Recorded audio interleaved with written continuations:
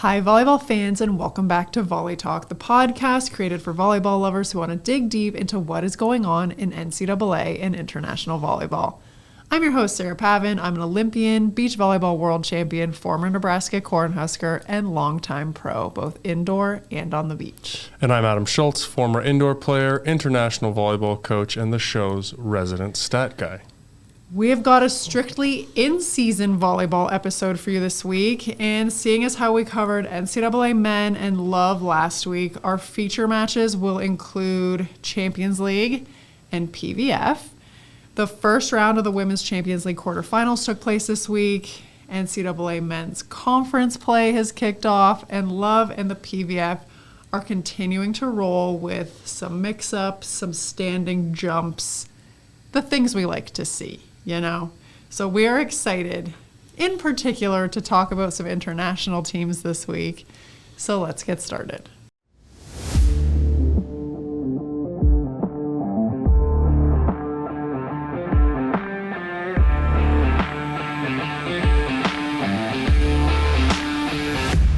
To kick off our weekly roundup, we are going to start with Champions League and the away matches for the higher ranked seeds in the Women's Champions League Quarterfinals happened.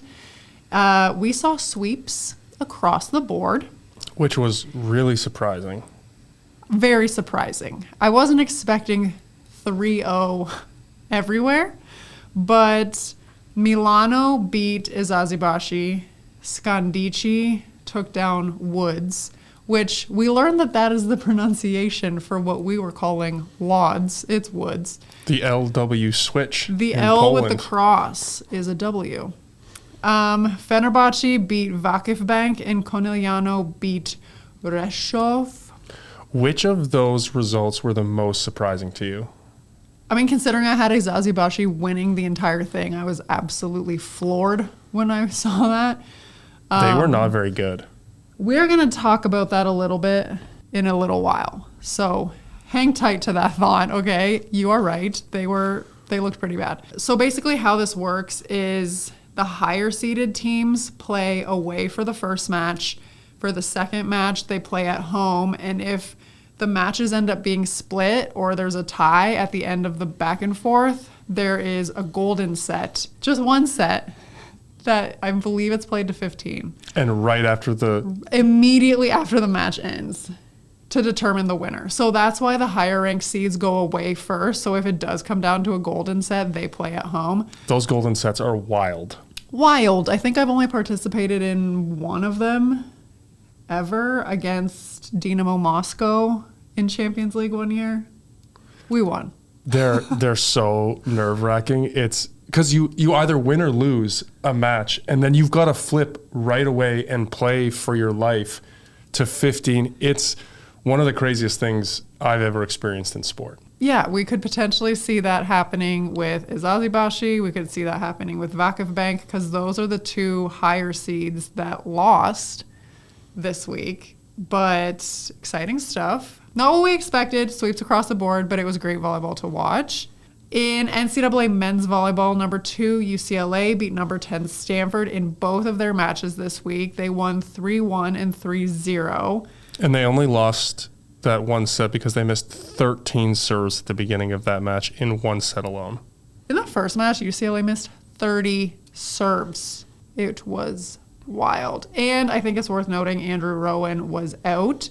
Trent Taliaferro played. So I think the first set he was kind of like working through his nerves and stuff, but he found his rhythm. Rowan did have to come in to save the day in the second night because things were kind of falling apart. The wheels were falling off. The UCLA offense was just I thought struggling. Taliaferro played better in the first match than he did in the second one. Absolutely, yes. But we did get a question that I kind of want to touch on now instead of in the listener questions because it was talking about this match in particular. So our listener wrote in and asked, what do we mean specifically by the setter-middle connection? And this was referencing Andrew Rowan versus Taliaferro when they're setting Cameron Thorne. So if you're familiar with UCLA, you know what I mean. So this listener said, at one point, Rowan almost appeared to pull Cameron in a certain direction with his quick set Is that based on Andrew's glimpse of the other side of the net and trying to get Cameron to swing in a certain direction? So this is a really interesting question, and you never know what's going through a setter's head, but I have a couple thoughts about watching Rowan set. So you might not see this on camera, but when you watch him set live, he looks at the other side of the net longer than almost any other setter I've ever seen. He does a full shoulder check, looks to see where the offense is before he delivers the ball. Him and Thorne definitely need to be on the same page in terms of what set they're running, but it wouldn't surprise me if they've worked out, like, hey, I might push you a little bit or I might leave you inside. And the thing about Thorne is that he's on the floor longer than most middles because he gets off the ground so quick that he has time to adjust and to drift. And you see him float into a couple sets, and whether that's a designed play or whether that just happens based on his athletic ability, you'd have to ask them. But their connection and the way he knows where Thorne is going to be is incredibly impressive to watch. And him getting him that ball is what we talk about when we talk about that connection. Yeah, so the setter-middle connection, it's because the play is happening so fast, it's so important to make sure that the setter is setting the ball within the hitter's available window and that the height is correct. And so that's what we mean about the connection. And a lot, like, it's easy to dial in with a lot of middles because you can usually see them while they're in the air and you can see, like, the window that their hitting arm creates. What makes Cameron Thorne so difficult to set is that he gets off the ground very fast, so the setters aren't necessarily seeing him as they're setting the ball, and he jumps so high that it's just kind of trippy because you can see most middles in the air, but because he probably hasn't even gotten off the ground yet on contact and the height is so high, that makes it tricky. So Taliaferro was avoiding setting Thorne. Correct. So much, and you could see Cameron getting so frustrated, like, why aren't you giving me the ball? But I think it's because he just can't see it, and as a setter, you're trained, like, don't set your middle unless you see them. Well, you saw as soon as Rowan came in, he set him 4 times in a row. Oh my gosh, he was happy again. Yeah, those two are just boys.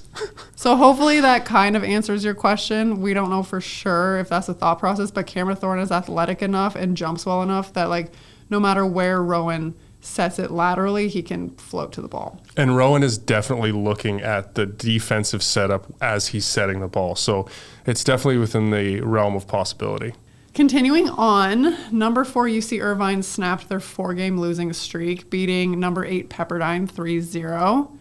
Number 9 Loyola Chicago beat number 12 Ball State in 4. And the matches that we thought were going to be really exciting, number 5 USC versus number 6 BYU. USC took both of those matches.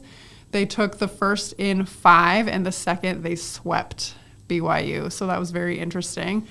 Another thing that I thought was interesting was to see Cal State Northridge jump up to number 7 in this last week's poll without really having beaten anybody. Yeah, that was a little strange to me. Yeah, I'm like, did you just get that by default because, like, Loyola Chicago lost and then Stanford had a weird loss and, like, but CSUN hasn't beaten anybody, in my opinion, for them to earn that ranking. So I was kind of shocked at that development. But what I was satisfied with was that McKendree was finally getting the respect they deserve, and they had the number 11 seed this past week. McKendree has been knocking off teams above them week after week after week, and, like, finally the committee, like, pushed them up a little bit. So that one, I was like, that one is well deserved. Yeah. The CSUN one, however, had me scratching my head. So we'll see how the rankings shake out this week. It's not that we necessarily saw upsets, but we saw highly ranked teams losing a couple in a row.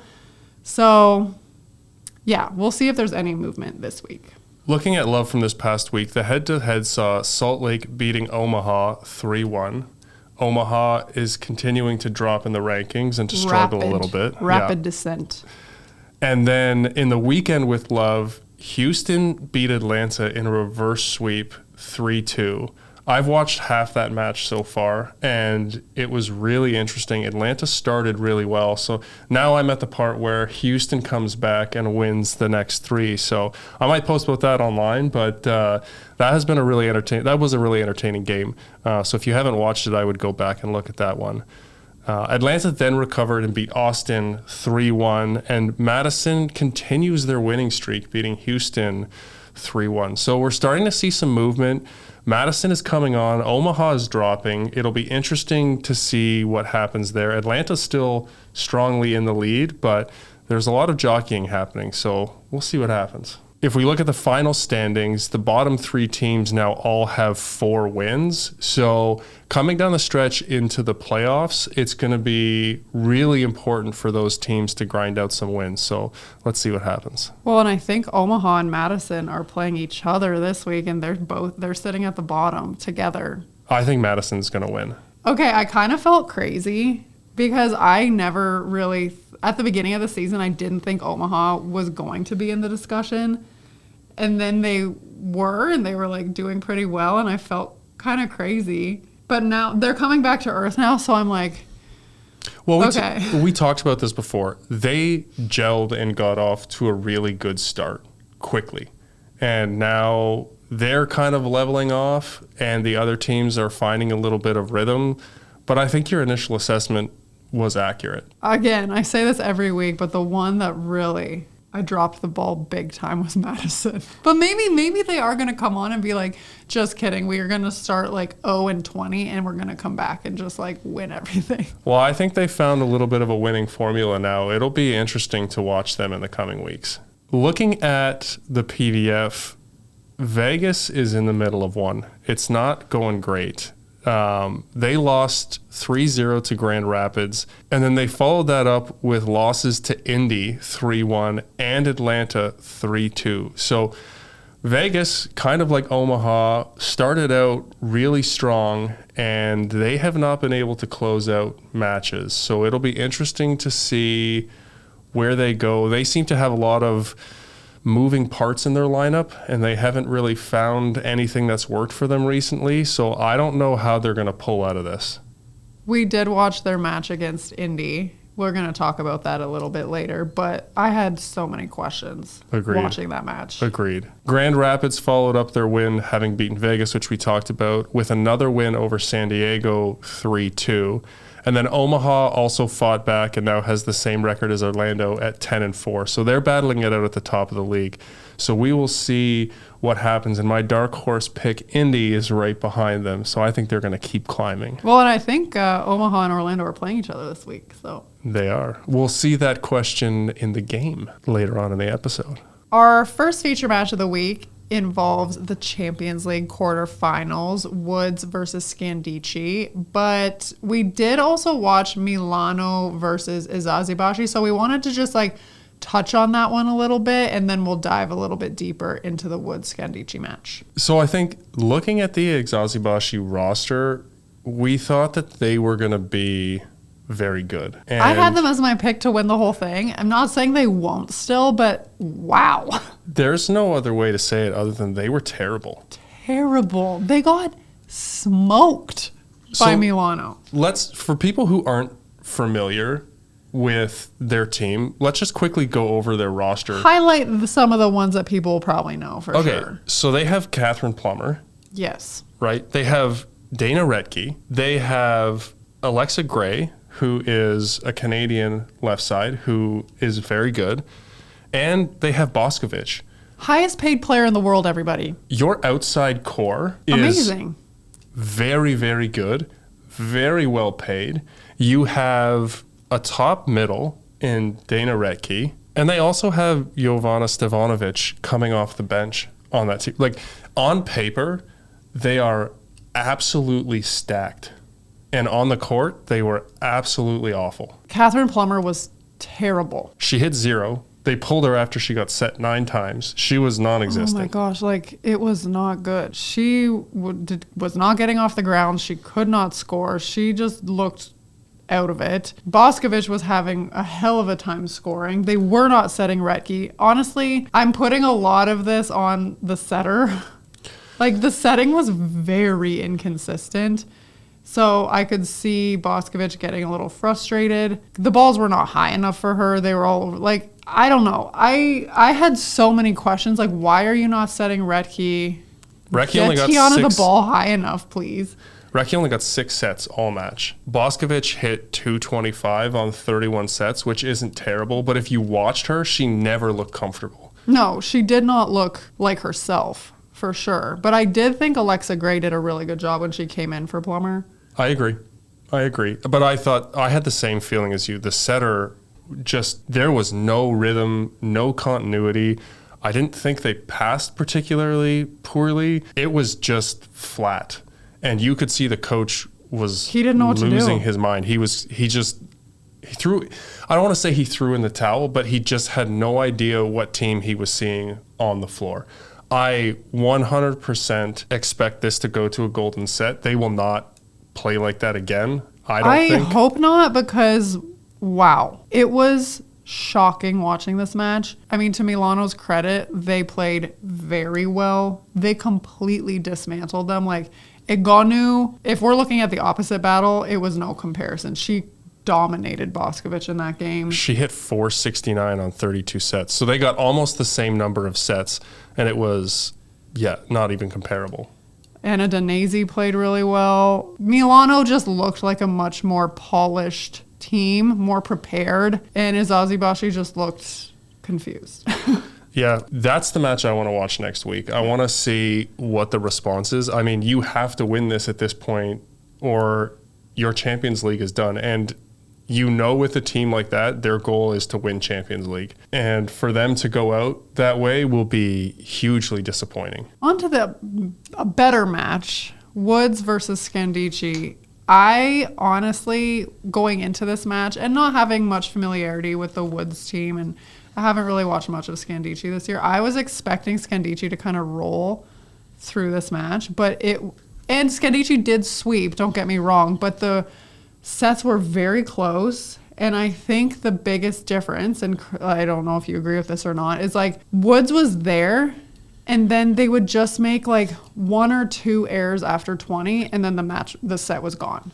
And so they would have a huge lead, momentum shift, and then the set was gone. So I was impressed with Woods. I thought they definitely should have pushed it further than 3. It was a fun match to watch. Yeah, it was really well played. I think it's interesting Woods is almost completely Polish players, so they don't really have any foreigners. And not that matters because the Polish players in the league is very good, but it always helps when you can bring in a couple foreigners to kind of help your team. And so to have an all-local team, I think A, is really cool, and B, it just shows the strength of the league in general, in my opinion. So what you see is like there are usually foreigner limits when you're playing within your country's league. So in Turkey, for example, you can only have 2 foreign players on the court at the same time. But then when you go to Champions League, those rules don't count anymore. So that's why, because Turkey has so much money, that's why you see them stack their roster with really strong foreign players who they might rotate through the Turkish league, but they're there to win Champions League. The Italian league allows, I want to say 5 foreigners on the court at one time. So I'm not sure what Poland's is, but because Poland can't offer as much money as those countries, in general, foreign players cost more. And so it doesn't shock me. Like, their opposite is Italian, their left side is Serbian, and the rest of the roster that was playing on the court was Polish. And I thought the right side played pretty well, actually. And Wonwoo? Yeah. She was up and down for me. You very much are error averse. And so I understand why you're saying that, because she was 11 for 27 kill-wise, but she also made 5 errors, being blocked 4 times. So I think the thing we saw with her was, I'm not going to call her reckless, but there were definitely some plays where she made, I call them eyes closed swings against a well-formed block that didn't end up in her favor. And if we would have seen maybe some better decision-making, a tip or keep that ball in play, her stats would have been better, but they also needed somebody to score points. So I like the way she approached the match, and I thought going after it and scoring points was important for Woods. She was definitely their best point scorer. I agree with you there. I mean, if you're not familiar with Scandicci, some of the players that you might recognize from that team is Antropova is their opposite, Carol from Brazil is one of their middles. Maja Onjenovic from Serbia is their setter. Brenda Castillo is their libero. And then Kara Bajma and Britt Herbots are their outside. So bigger names for sure. So it doesn't shock me that Scandicci was such a strong blocking team. Like Carol is an excellent blocker.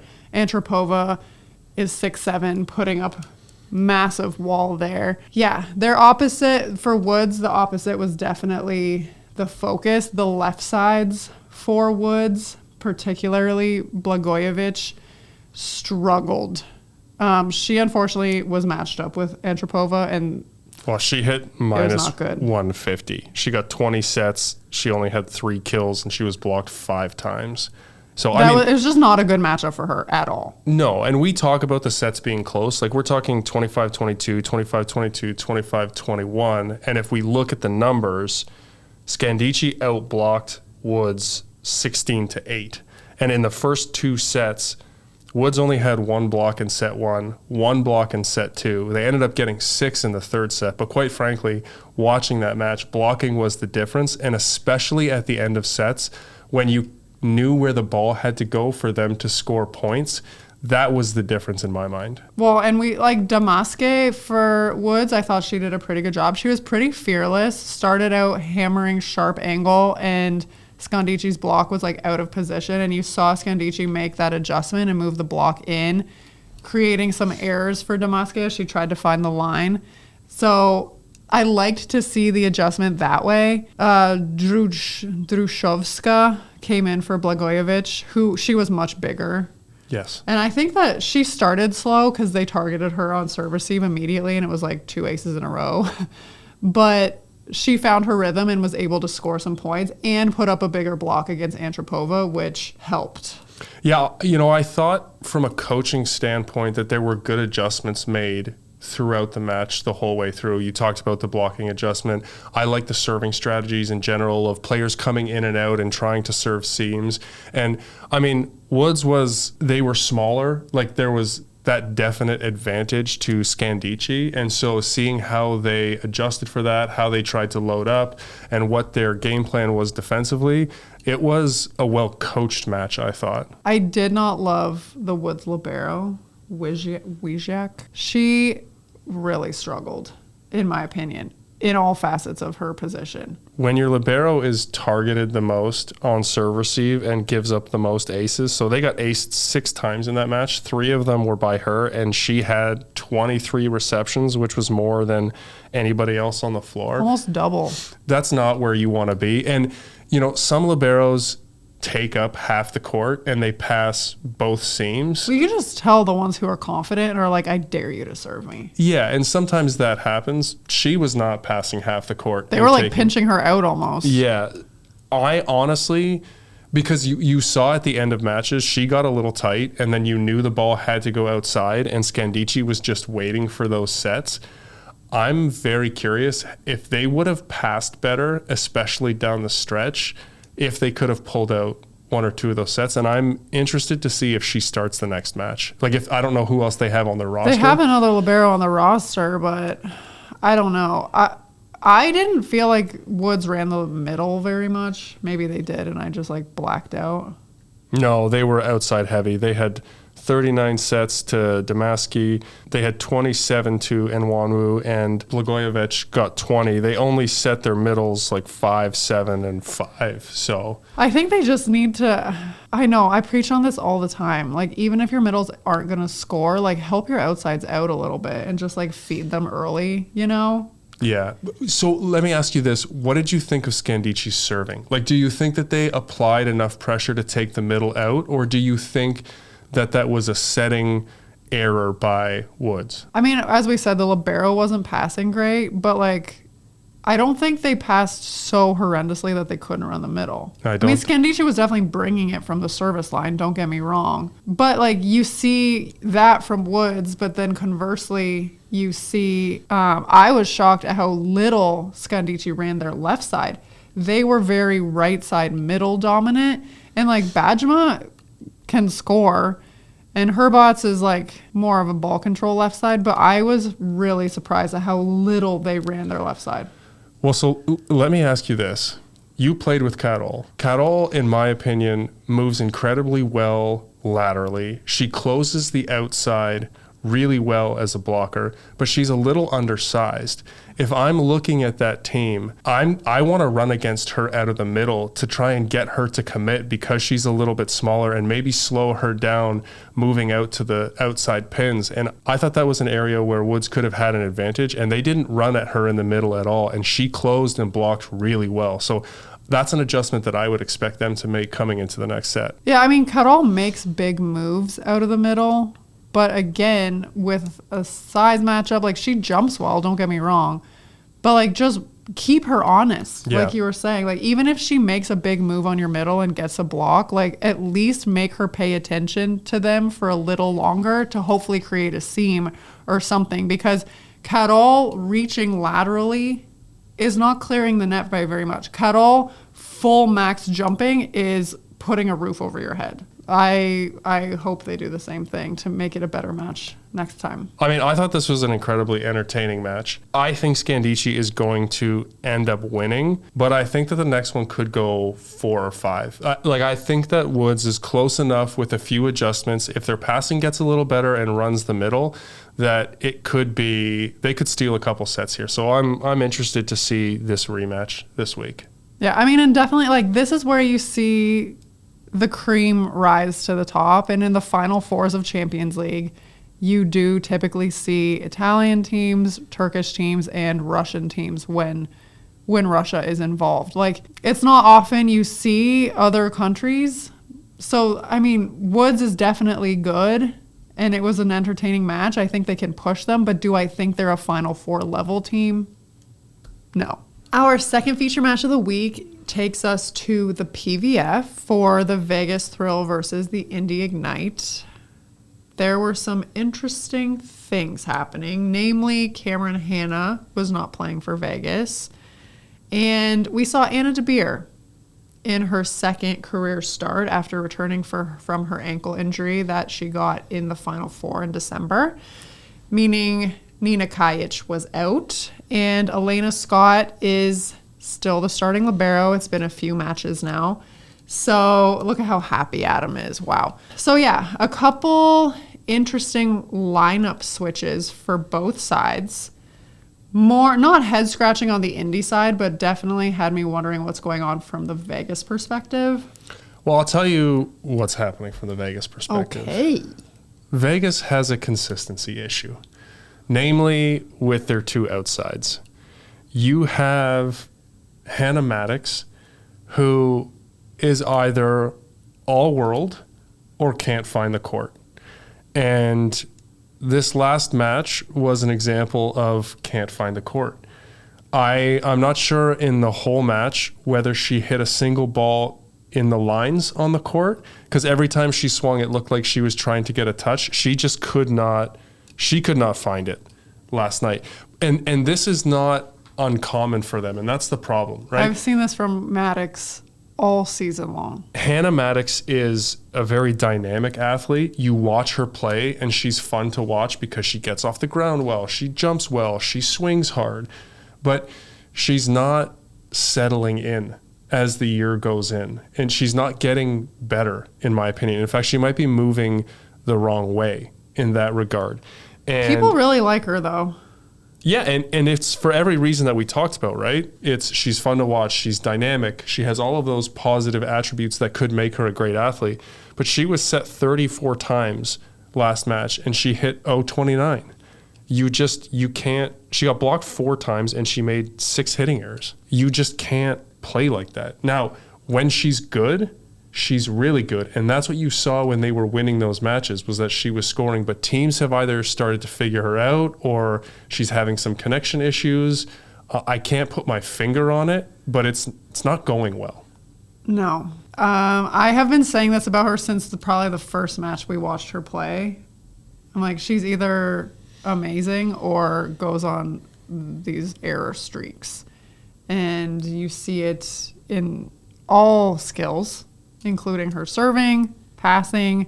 Yeah, and you saw it again. And so Cameron Hanna wasn't playing. They put Jardine in to start.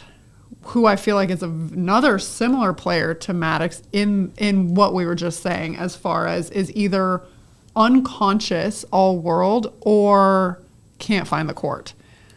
I feel like those two athletes are very similar in that. And last night was a can't find the court issue with Jardine too. I think that's the profile of almost all of their outside hitters, opposites included.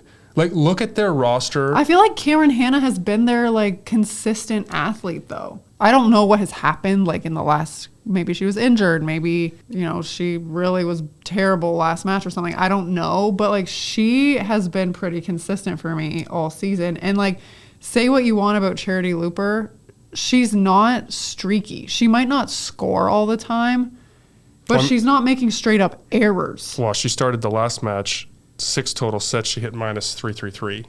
So but, like, they didn't give her a chance. Yeah. That's my point. They like took her out right away and then didn't put her in, and it was literally a revolving door of substitutions from that point forward. And I'm like, what are you doing? I don't think the Vegas coach knows what to do at this point. I think he had an idea of what he wanted his lineup to be at the beginning of the season, and it's not working. And now he doesn't know which outsides to put in, and it looks like the confidence of all of the outsides is eroding. Like, when I watch that team, it seems like they don't know what their roles are. They don't know whether they're going to play. They don't know what the expectation is. It almost feels to me like all of the outside hitters are looking over their shoulder, wondering if this error is going to be the one that gets them pulled off the court. And I'm not blaming the coach, but that's just the feel on the floor when I watch the match. It's a scary place to be as an athlete if that's what you're wondering. But again, if I were to ask you who are the starting outsides on Vegas, I don't think you can answer that question. And it's not like they don't have good athletes. Charity Looper's not playing. Like you said, Cameron Hanna's not playing. They have, like, I don't know, we watched Willow Johnson come in and light it up. Like, it's for a set, and then she just like came down to earth and got blocked. Like, we saw who started. Looper and Maddox started. He gave up on Looper right away, put Mayfield in, who, I'm sorry, she didn't do much. It's not like she came in and like made a huge difference. And then meanwhile, Mayfield's in, and then Hannah Maddox just takes a complete dive and is making errors left and right, keeps Maddox in forever, and then finally puts Grace Loberg in, who also came in and did nothing. Meanwhile, Looper's there on the bench, and I'm like, why are you keeping these athletes in who are not moving the team forward? Well, I think he views Mayfield as the steadying force there. That's got to be what it is, because she hit 238 on 21 balls, like 7 kills, 1 block, 1 error. Like, I think that maybe he feels she can be that steady player, and then he's rotating in trying to find a point scorer who's on at that point. You just, from a coaching standpoint, you've got to try and figure out how to maximize the athletes you have, and maybe that's, leaving them in for a set to work through it. Like, which of your athletes are going to work through their slow starts? Which are going to come out? How do you find a way to motivate them? And I'm not saying it's easy, and I don't know him as a coach, but that's what I'm seeing from the outside with how those athletes are playing. I did think that Stout played a pretty good game. Their middles were solid. Yeah. Oblad and Stout were solid, but you just saw the outsides, just nobody knew what was going on. Yeah. What did you think of the setting decision in that match? Because Childress just needs to play all the time. Oh my gosh. I understand why they originally came in. So there was a double sub that happened in set 3, and then Carly Graham and Willow Johnson came in for that double sub, and then they stayed in. Okay, Willow Johnson went off in set 3. Understandable. Keep her in set 4. See if she can keep rolling with that. But you need to put Childress back in. I was scratching my head being like, why is he keeping this Graham girl in? Because the sets were all over the place. And Childress is like the calming presence. She's the leader on the court. She's an outstanding setter. Like, is she able to run down like balls that are spraying everywhere? No, but like she delivers a ball. Neither can Graham. Exactly. But so this to me this was the defining moment where I was like, okay, this coach he doesn't know how to get his team going, because you have your outsides rotating in and off the court in a turnstile fashion. You have Childress is no longer in her prime, but she has experience. She knows how to set the ball, and they weren't passing particularly poorly. So Childress was there and able to deliver the ball. And the fact that you took her off the court when she wasn't playing well means that not even that she wasn't playing well. It was just like, well, let's put a bigger block in the front row, and you're out for good. Well, your outside hitters have no rhythm, and instead of dealing with that situation for what it was, you switch the setter, hoping to find some kind of rhythm, or banking that Willow and Graham are going to keep the magic running. Like, it's happening so quick. It doesn't seem like all of the decisions seem reactionary. I was just going to use that exact term. Watching it, I'm like, this is very impulsive and reactionary instead of like well thought out. Watching the match, the coach and Childress need to find a way to bring some steadiness to that team, to bring some calmness and some tranquility there. And the outside hitters, you have good enough athletes, they will figure it out. But when everybody is kind of running around, it doesn't work well. Okay, let's talk about Indy. All right. So we occasionally get accused of being too negative. Occasionally. Which, fair enough about Vegas. But I will say I saw some really good things from Indy. So first and foremost, I thought Sydney Hilly played a really good game all the way through. I have been critical of Sydney Hilly this season. I will admit it. And I have said that she usually starts out really well in the first set and kind of like declines as the match progresses. In the matches we have watched, she, in this match, stayed consistent, and I thought she ran a good offense. I loved seeing Anna De Beer on the floor. Like, that's just a really good, feel-good story. It's cool that her and Elena are back on the court together. I think Elena's done a great job. Adam loves Elena Scott, his favorite libero ever. Honestly, I'm happy to see her starting now, because I was kind of scratching my head earlier in the season, like, when is this switch going to happen? Yeah, and she's playing well. She's defending well. I think that she brings a good presence to that floor. I love her out-of-system setting. Yeah. We know that is a passion of mine, libero's setting. So, and I thought Anna did a pretty good job. Like, they set her 22 times. She hit 273, didn't make a ton of errors. You got from her, I think, what you expect. One thing I'm curious, and I know she's only played 2 matches, is she was able to find the floor in college against blockers and against defenses. I'm not sure if she's not quite as dynamic or she's not quite back to where she was, but she used a lot of hands, which is fine, but I didn't see kind of as much of those terminal angle swings that we saw back in college. Hopefully she's able to find that rhythm, because I think that she's going to need to elevate just a little from an offensive standpoint if Indy is going to keep kind of pushing up the rankings. I saw the same thing. And like, coming back from an ankle injury is tough. Like, you're not able to like be as explosive. You're a little tentative perhaps.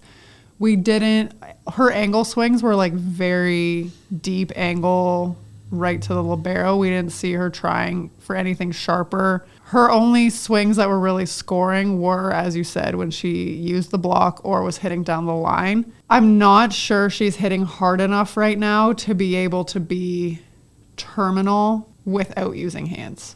Yeah. So she's either going to have to put more on it or start using her wrist to get the ball to move a little more. And that is something that, like, as you transition to higher and higher levels, you have to do. And it's something that you figure out.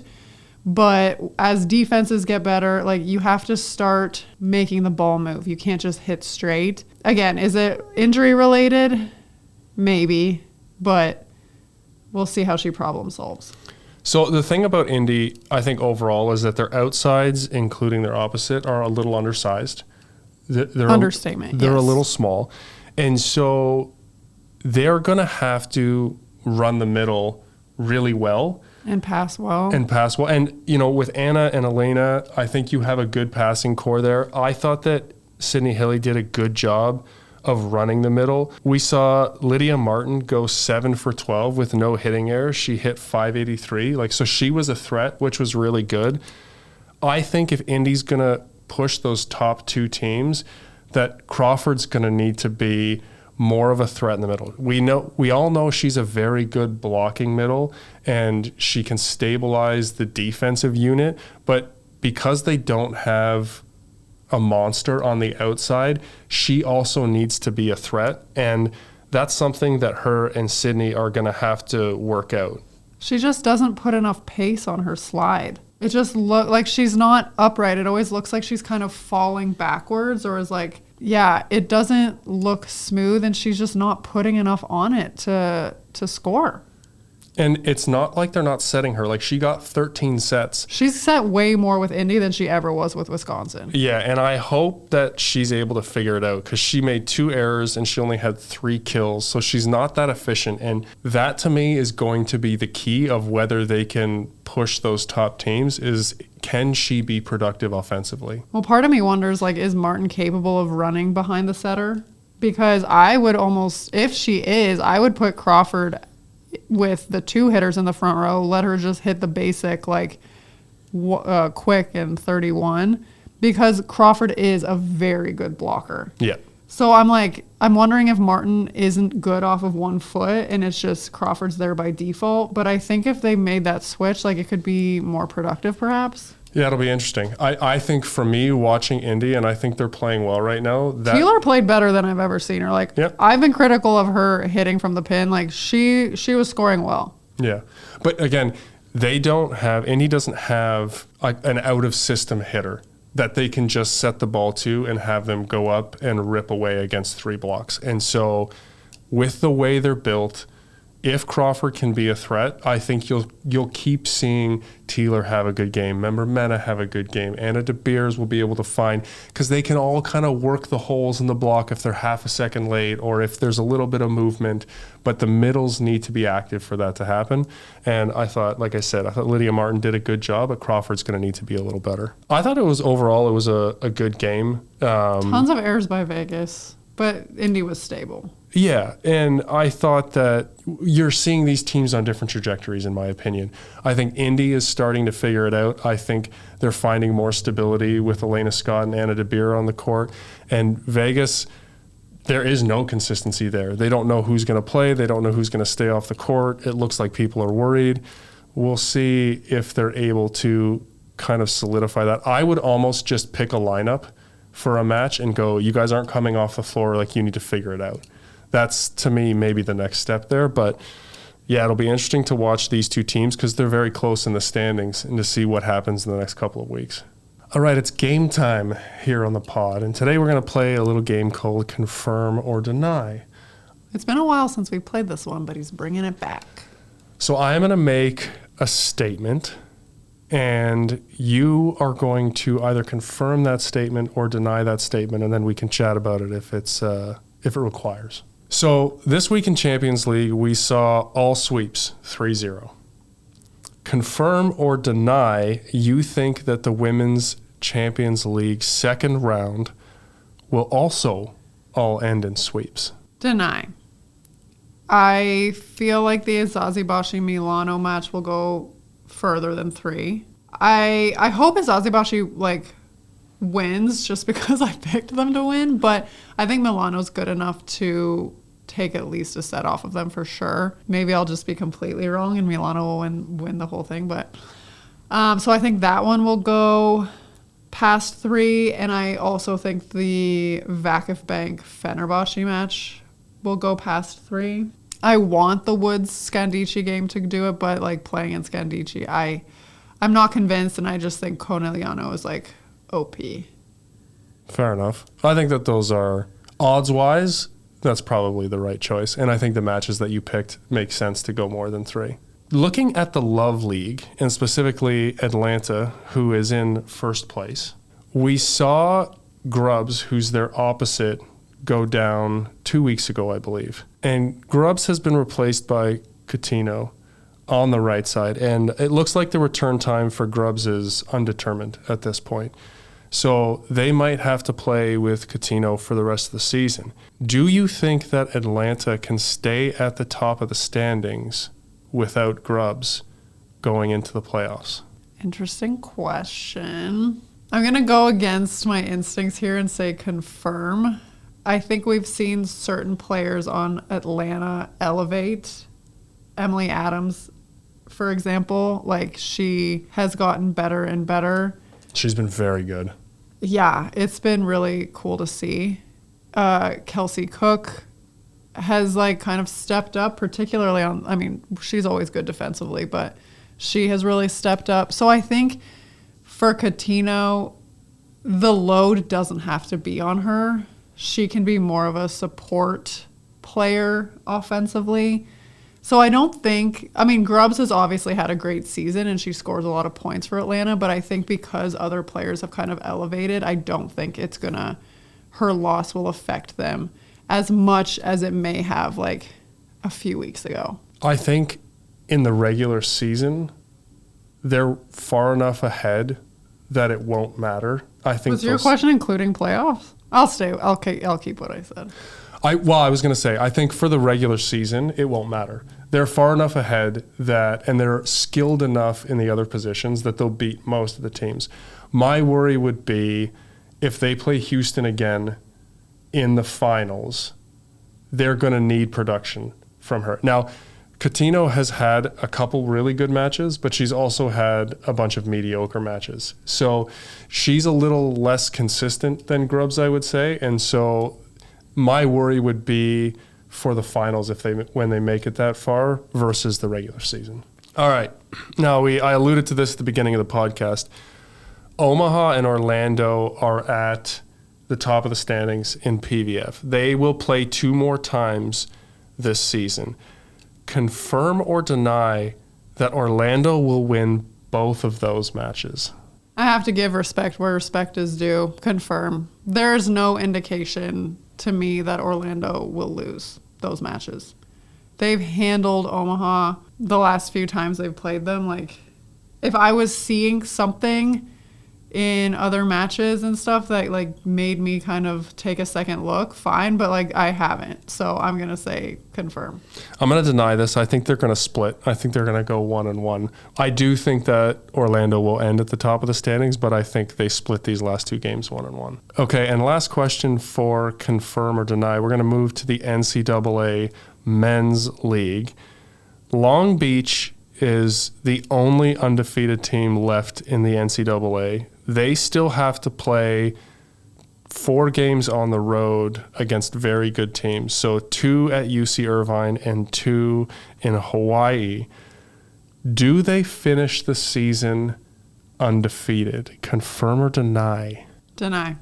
I think if they're playing on the road in Hawaii, that's a very hostile environment and it's very pro-Hawaii. Hawaii is also a very well-rounded team. I think that every team, it's very, very rare that you see a team go undefeated throughout a season. And I think that hiccups are kind of part of the process to winning long term.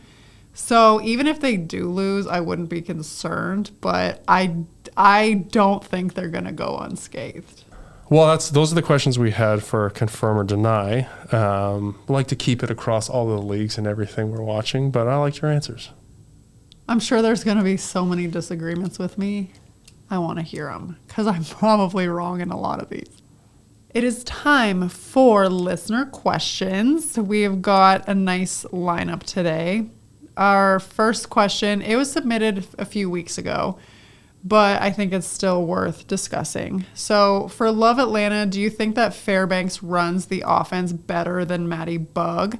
You have said in the past during NCAA season, her setting tends to deteriorate at the end of sets. I can see what you're talking about, but they're doing really well. I think that Fairbanks has a higher ceiling than Maddie Bug's. I think if Fairbanks and Bug are both playing at their best, I'm taking Fairbanks. I also think that Fairbanks runs the middle better than Bug does, but Bug seems to have a really good connection with the left sides for Atlanta. So this is kind of a very nuanced question in terms of where are your point producers coming from and who do you need to be playing well in order to win. So if Adams is going to be your main point scorer and she looks at the coach and goes, I want Bug in, I hit her ball better.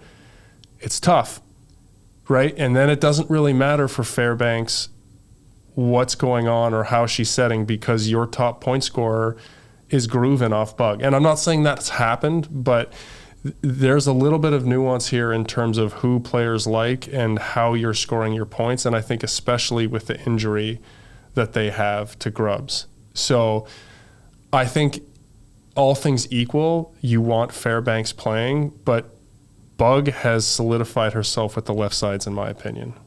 Our second question is, with the American leagues taking potential 2028 contenders from playing overseas, what is the probability of a random joining the rosters out of left field? And by random, this person was referring to Kim Hill, who didn't have a prolific NCAA career. She played at Pepperdine. She was kind of under the radar, but then emerged and became a star for USA and had an outstanding pro career. So do we think that there's going to be someone like that that's under the radar who might make big moves? I think it's always possible. We're at the beginning of a quad. We have many years until the 2028 Olympics.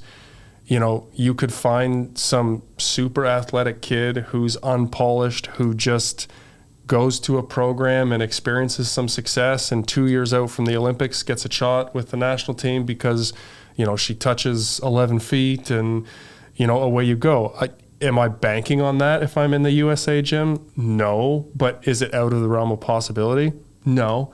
And I think with the new coaching staff, they're probably on the hunt for athletes. They're defining what they want their team to look like. And we may see some players that we're not considering now. I think that's definitely a possibility. And you get players who maybe fly under the radar in NCAA, but like sign contracts overseas and very quietly make their way up through the leagues. And like even watching Champions League, like I've never heard of some of these, like there's a girl who went to UC Santa Barbara who's playing for Scandicci, and I was like, whoa, I've never heard of her before. Do I think that she'll be on the national team? No, but I'm just saying there's some players that kind of fly under the radar and are getting better and are competing at a really high level that we don't even know about. Well, I think the other thing too is, you know, maybe you didn't have the best club coach. Maybe you went to a school for academic purposes and then you go overseas and you find an international coach who just can explain the game to you or trains you in a way that really gels with you. And all of a sudden you have this prolific increase in your skill. Like that definitely happens as well. So yeah, always a possibility. Our third question is, I was wondering if you thought Elena Scott has a chance to play for Team USA. I know you were impressed with her at Louisville, and she's playing really well for Indy. I feel like it's so hard because I feel like USA's or like national team programs can sometimes be political. And I think I love Elena Scott. I think she's so good. I think because Lexi Rodriguez has endeared herself to the public and to the volleyball community as a whole, I feel like she is just on people's radar because of that. I'm not saying it's fair, but I think that could kind of play a role maybe. I think she will be like one of the first left off the roster. I think she'll get a shot to be in the gym. I think they will look at her. I think she has to do a lot to prove herself in terms of playing at that level with the speed and the angles that the ball come at. There's no reference point for her for playing against those top international players. And if she wanted to do that, she would need to go find a contract overseas, in my opinion. Yeah, I want Scott, I want Rodriguez to go overseas because I feel like, not that they're limiting themselves, but I feel like they could get so much better being exposed to the international style of play as opposed to staying domestically. I want to say that, yes, she would have a chance. I think she's good enough, but I also think that the jump from the level she's currently playing at to the Olympic level is large. Our fourth question is, how do you project Andrew Rowan's career? Do you think he can be the answer for USA after Micah Christensen? Oh, I love Andrew Rowan. This is a great question. So here are my initial thoughts. Andrew Rowan is a cerebral setter. You can tell that he's thinking about how to execute his offense, how to move the defense around, where are they lined up, what are they trying to do against me. All of the mental components of being a great international setter, I think he has the framework to develop those skills. He needs to develop the other aspects of his game. He needs to put on a little bit of weight, in my opinion. Probably needs a little bit of a better serve, and, blocking wise, he's not a small setter. The setting component, I think, is there. It's the rest of the game which will need to come into play for him to take that spot. But I've seen Karch in the gym watching UCLA several times this year, and I'm sure he's got his eyes on him. So I think it's definitely a possibility. It will be interesting to see, Tread is 6'11", coming in a little bit younger. You always want size, but is his offense quite as good? And so he'll be in the mix, I think, for sure. And the last question we have for listeners' questions is, Sarah, how important was the Brazilian League for your development as a player?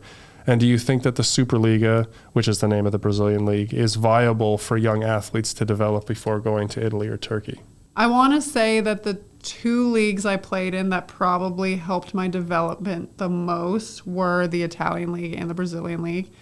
At the time that I played in Brazil, all of the Brazilian national team women were playing domestically. You weren't seeing them leave. So the league was very, very strong at that time. And Brazil had just come off of winning the gold medal at the Olympics. So I was exposed to an incredibly high level of play every single day in practice and in matches. And then having Bernardinho coach, I learned a lot. I think everywhere I played kind of helped my development, but playing in Brazil was great. I think I got a lot better playing there. A follow-up piece to that question was, do you think that it was the league that made you better or the coach specifically? What would be the benefit versus coach and league? The Brazilian training style is definitely different. It's very high volume, high rep, without a lot of talking in between. So you're kind of learning on the fly and you're figuring it out by trial and error in the moment, which I thought was very interesting because my whole career as an athlete, I was told, do this, try this. And so it was very interesting for that self-learning and self-teaching model. With economic situations, etc., you've seen a lot of the top Brazilian athletes move overseas for bigger contracts and stuff. So I think now the Brazilian League is still good and it's still strong. There's still a core group of athletes there that make the level high. So yeah, I definitely think it's a great place for young athletes to learn, be exposed to that style of training, that level of competition. Will the athletes who are capable and have that potential necessarily make the same amount of money they would make in Italy or Turkey? Not today, but I definitely would recommend to anybody to go play there because I think it's outstanding. All right, looking forward to this week. There is a lot going on in the volleyball world, so there will not be any lack of matches to watch. We'll highlight a few here. The Love head-to-head this week is on Thursday at 8 o'clock p.m. Eastern. The bottom two teams will be battling it out to stay out of last place. So Omaha versus Madison. We've given our opinions on that one. That'll be on Love Live or DAZN.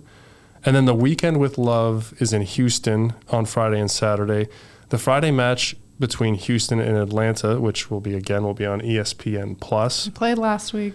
Let's watch them again. And that match was the reverse sweep, so it'll be interesting to see what happens with that one. I would circle that one on your calendar and give that a watch. And the rest of the matches on Saturday will be on Love Live or the Women's Sport Network. Champions League on the women's side, quarterfinals are going to wrap up this week, so definitely watch those. You can see those on Wednesday and Thursday on Eurovolley.tv. And Men's Champions League, the quarterfinals first rounds are also starting this week as well. Those matches will be on Tuesday and Wednesday, also on Eurovolley.tv. In NCAA men's action, the Outrigger Invitational is happening this week in Hawaii. Ball State, Penn State, USC will be heading to the island for matches Thursday through Saturday. Stanford and Pepperdine have back-to-backs this week on Friday and Saturday at 9 p.m. Eastern. Those matches will be on Big Ten Plus. And then Saturday at 6 p.m. Eastern, Lewis and McKendree will face off also on ESPN Plus. That will be another interesting matchup given the rankings of those two teams. All right, if we look at PVF, Thursday at 7 p.m. Eastern, Omaha plays Indy. Go Indy, my choice. Omaha then also plays Orlando on Saturday at 7 p.m. Eastern, and we'll see whose prediction comes right in that one. And we also have the rest of the PVF matches on the YouTube channel, although in the last couple of weeks, they've also been on Roku as well. So those two that you mentioned in particular said they were on YouTube, so we'll see. Just keep an eye out on the website. They've been moving some of their channels around in case you're looking for them. That concludes this week's episode of Volley Talk. There's always something shaking in the volleyball world, and we hope you enjoyed this little fix. Be sure to follow the show so you don't miss any updates, and we'd be so grateful if you'd leave us a 5-star review. You can also find us on Instagram at volleytalk_podcast. If you have a topic that you want us to discuss, be sure to let us know by reaching out to us on Instagram or at info@sarahpavin.com. Thanks so much for joining us, and we'll be back next week.